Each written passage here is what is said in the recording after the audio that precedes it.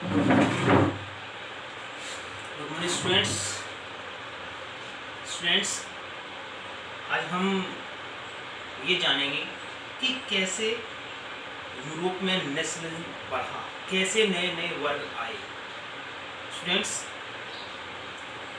पे number 8 section 2 का 2.1 the aristocracy and the new middle class. Student, Europe में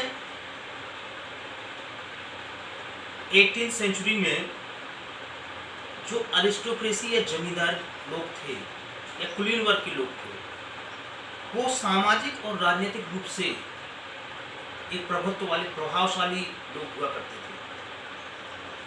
और इस क्लास के मेंबर एक अपने जीवन में इस तरह से बंधे रहा करते थे कि उनकी जीवन शैली एक थी, जीने का तरीका अलग एक जैसा था, रहन सहन एक जैसा था। स्टूडेंट्स, उनके पास बहुत सारी जमीन थी और उनके पास कस्बों में बड़ी बड़ी हवेलियां थी।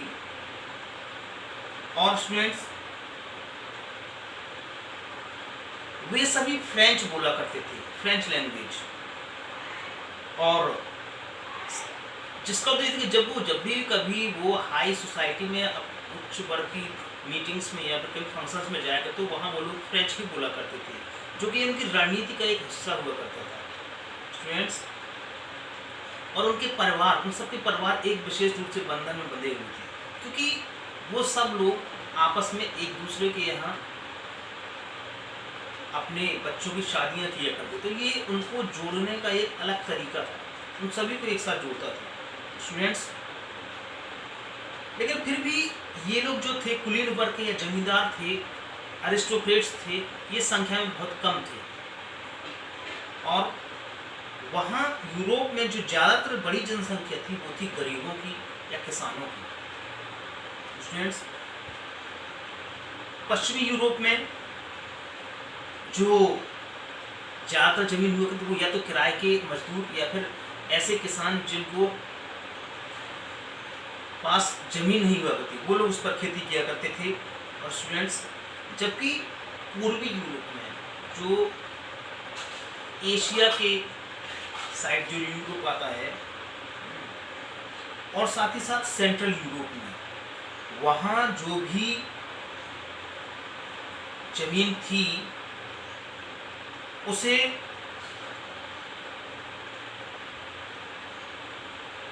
बड़े बड़े जागीरदारों के पास थी, उन्हें सर्ब्स के द्वारा उस पर खेती की जाती थी। Students, in western and parts of central Europe the growth of industrial production, चूंकि मध्य और पश्चिमी यूरोप में जो इंडस्ट्रियल प्रोडक्शन या औद्योगिक उत्पादन बढ़ा और उस वजह से बड़ी बड़ी दूसरी नई बिजनेस वर्ग के लोग बने, या ऐसे लोग जो बिजनेस करते थे, ऐसे लोगों की संख्या बढ़ी। और साथ ही साथ चीज़ों के उत्पादन में भी वृद्धि हुई और इसके साथ ही बड़े बड़े शहर बनने या कस्बे बनने चालू हुए। स्टूडेंट्स, और इनका जो बेस था इस समाज का, एक लोग इनका बेस इनके मार्केट में प्रोडक्शन कितना है, उसकी कंजम्पशन कितना है। स्टूडेंट्स, जब 18वीं शताब्दी के मध्य में बीच में इंग्लैंड में इंडस्ट्रियल रेवोल्यूशन हो चुकी थी, लेकिन फिर भी यूरोप के बाकी कंट्रीज में इंडस्ट्रियल रेवोल्यूशन 19th सेंचुरी में ही हो पाई। स्टूडेंट्स, इस वजह से जो वहाँ का मिडिल क्लास था यूरोप का, वो मिडिल क्लास, उस मिडिल क्लास में बहुत सारे इंडस्ट्रियलिस्ट यानी कि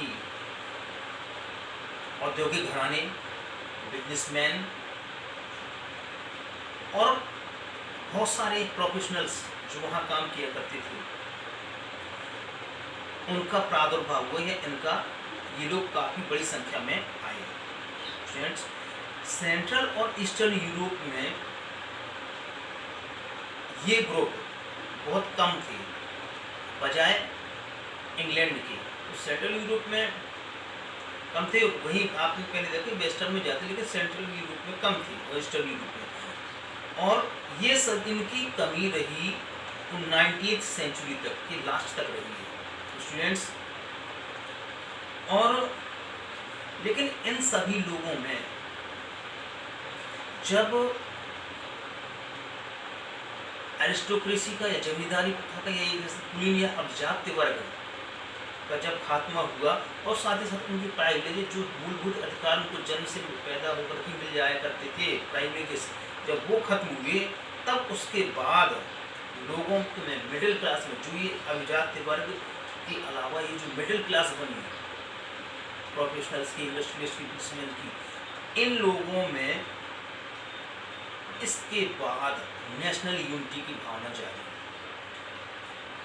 आप समझे ना कि जब इंडस्ट्रियलिस्ट बने, औद्योगिक घराने आए, बिजनेसमैन आए, तब ये बहुत सारे लोग एक बड़े और नए मिडिल क्लास के लोगों का प्रादुर्भाव हुआ।